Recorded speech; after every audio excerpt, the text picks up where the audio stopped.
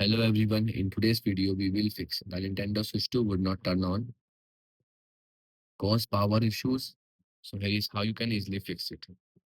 So the step 1 is to check for sign of power. Identifying any reasons like charging light, fan noise, screen flicker help diagnose whether the issue is power related or deeper hardware software problem. So here you can firstly power on briefly, check for any response, then connect the console for official Nintendo AC adapter, and then charge it for around 4 to 5 hours. If it's docked, place the console in the official dock station with the ultra high speed HDMI cable and check the green light on the dock or TV output. Next one is to charge the console properly. A completely drained battery may require extended charging to respond, especially after long period of discuss.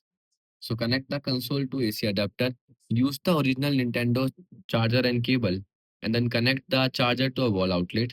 Don't use the PC and laptop power USB port for to charge the device because they will not provide enough power to charge the device. Next step is to perform a hard reset.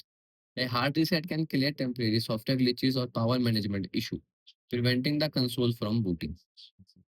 To do, long press the power button, keep holding it. Don't remove your hand from it until the device will be shut down. Ignore it and keep holding. Then remove your hand from it and then wait for 5 minutes. After that, again press the power button to turn on the device. Okay.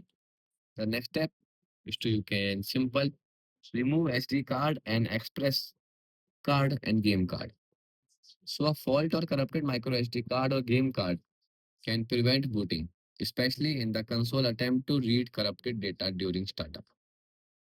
Ensure the console is power off and disconnect from power. And then here you will see at the bottom the SD card slot. Then here you can remove it and then again turns on. Okay. The next step is to disconnect Joy-Cons and accessories.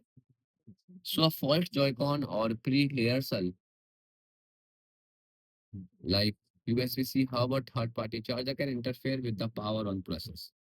So detach the controllers and Joy-Cons and then leave it for charge, and then after you can perform a soft reset again.